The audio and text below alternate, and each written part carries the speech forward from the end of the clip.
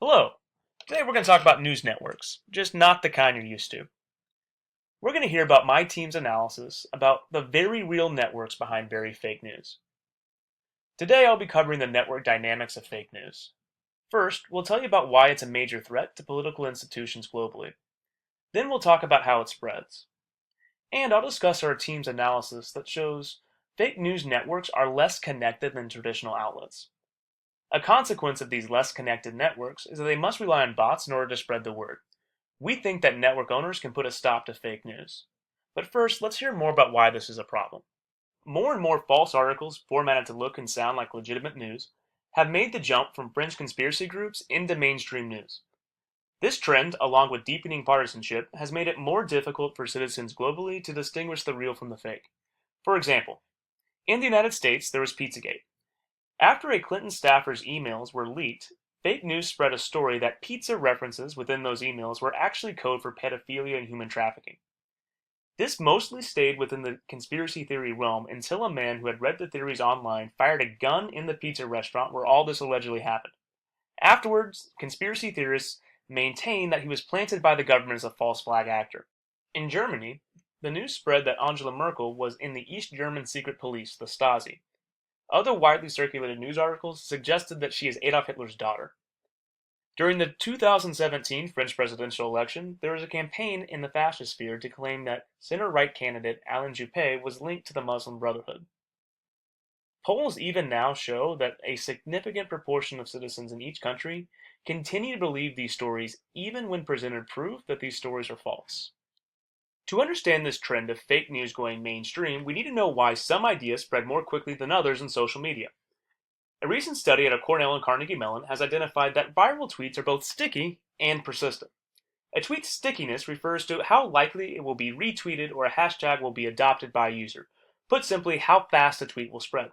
This stickiness can explain why a Nevada teenager can get 18 million retweets during free chicken nuggets for a year. A tweet's persistence refers to the duration a message is shared. For example, the hashtag Black Lives Matters continues to be used throughout Twitter 5 years after its introduction in 2012. The Cornell and Carnegie Mellon study shows that persistent tweets specifically tend to be politically controversial because it often inspires repeated use over time. To better understand real and fake news networks on Twitter, we looked at the community of 6 news networks, a mixture of traditional, conspiracy-leaning, and downright fake. For example, True Pundit, who was involved in spreading the Pizzagate in its early days. We found traditional news networks have an average degree of more than double conspiracy sites, meaning that users in mainstream networks are much more connected than people in fringe networks. Furthermore, we found the path length in traditional networks is shorter by one whole step. This means that in traditional news networks, messages must pass through one less intermediary step than in fake news sites. Traditional sites have an average of 40 users with more than 100 followers versus 14 in conspiracy networks. This makes traditional networks much more resilient, meaning messages are much more likely to spread even if one or more members don't share a message. So in conclusion, traditional sites are much more connected, information travels much faster, and the networks are much more resilient. This is a network map of 2 traditional news networks, the Wall Street Journal and The Economist. The networks are both fairly uniform, have many hubs, and many well-connected users. Communities are less distinct and typically form around major contributors. Networks that spread fake news are less connected. You can see many more fringe members on the periphery, fewer connection between users, and smaller hubs. What clearly stands out are the users Issue Mavericks and Mike Tokes, with a high amount of nodes clustered around these hubs and these hubs only. Because this is simply not natural network behavior, it's clear these users employ Twitter bots, artificial Twitter accounts that automatically retweet certain messages. This explains how messages can remain persistent in the less connected conspiracy networks. So, how does a conspiracy theory go viral on Twitter? We looked at Pizzagate as a case study. The chart at the top shows the number of tweets with the hashtag Pizzagate on Twitter, and at the bottom displays references across the internet over time.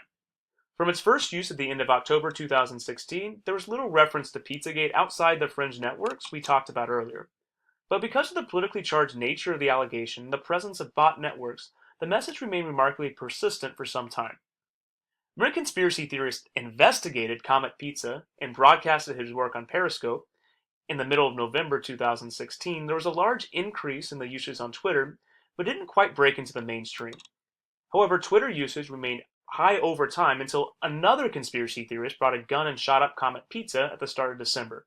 At this point, hashtag Pizzagate breaks into the mainstream as both sticky and persistent. In conclusion, fake news is a global threat on social media, especially as people become more and more reliant on these outlets for information. Research says that controversial political stories need to have persistent exposure to become credible and spread. The good news is, fake news and conspiracy news sources are less connected and information travels more slowly than on traditional news outlets. With less connected networks, fake news must rely on bots to persistently retweet a message for it to go viral, meaning network owners can stop this. Currently, Facebook and Google are taking a closer look at publishers and employing users as fact checkers to weed out fake news. By better understanding the fringe networks that spread this news, we believe these firms can do even more to help curtail this threat to our political discourse. Thank you.